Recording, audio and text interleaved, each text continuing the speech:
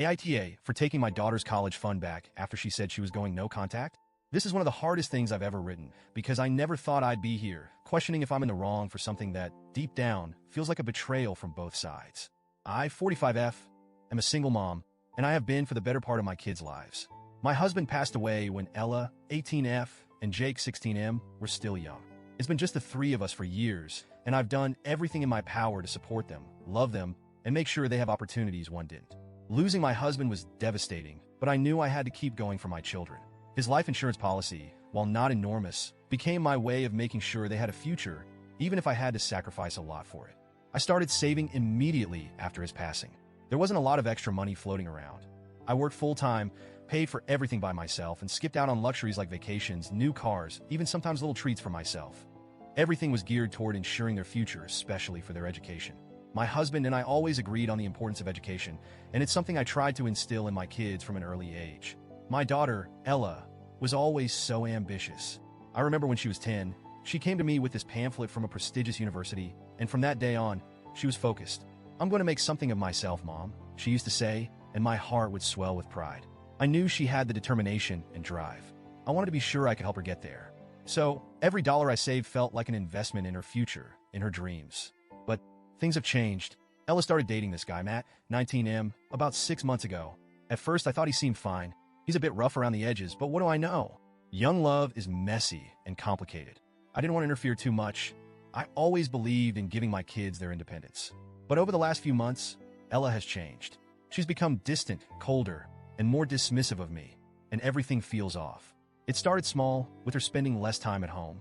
We used to talk about her day or her plans for the future, and now it's like pulling teeth to get her to engage with me at all. I asked her if everything was okay, and she would say things like, "Stop smothering me, Mom. I'm not a little girl anymore," or, "You're always trying to control me." Her words started to sting more and more. One night, we had a big argument.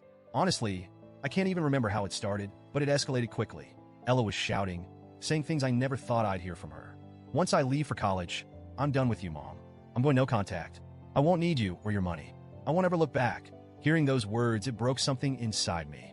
All I could think was, after everything I've sacrificed, after all the love and effort I put into making sure she had a chance at a good life, she's just going to cut me out? Like I never mattered? It felt like a slap in the face. I didn't say much then. I just stood there stunned. When she stormed off, I sat at the kitchen table and cried. For a few days, I kept to myself, trying to figure out what to do. I didn't want to make any rash decisions. But I started thinking, if Ella really wanted nothing to do with me, if she was planning to leave and never speak to me again, why should I continue to support her education? The money I've been saving isn't just for her. It's for both her and Jake. If she's going no contact, wouldn't it be fair to take that portion and put it toward Jake's future, or maybe even save some for myself? When I finally talked to her about it, I told her that if she was serious about going no contact, she should consider her college fund off the table. I wasn't going to finance the life of someone who didn't want me in it. She exploded. I've never seen her so angry. She called me manipulative, selfish, and said I was trying to control her with money. I couldn't believe it. All these years, I never once used the college fund to control her. It was never leverage. It was always her future. The thought of withholding it didn't even cross my mind until she said she was cutting me out of her life. But now, standing in the face of her anger, I started second-guessing myself. I talked to a few friends. Some said I'm within my rights. It's my money, after all, and I can do with it what I choose. Others said I'm being petty and punishing her for expressing her feelings, that I'm essentially blackmailing her emotionally with the money. I don't know what to think. On one hand, she's an adult now, and she's entitled to her feelings, even if they hurt me.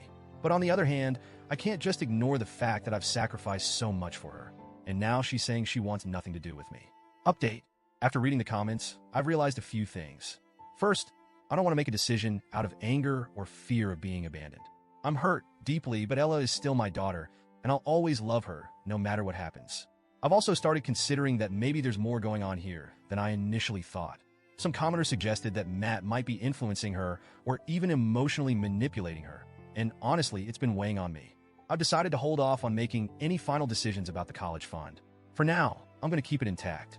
I won't use it for Jake or myself until I've had a real conversation with Ella. I want to make sure she's okay, that this isn't just the influence of a toxic relationship clouding her judgment.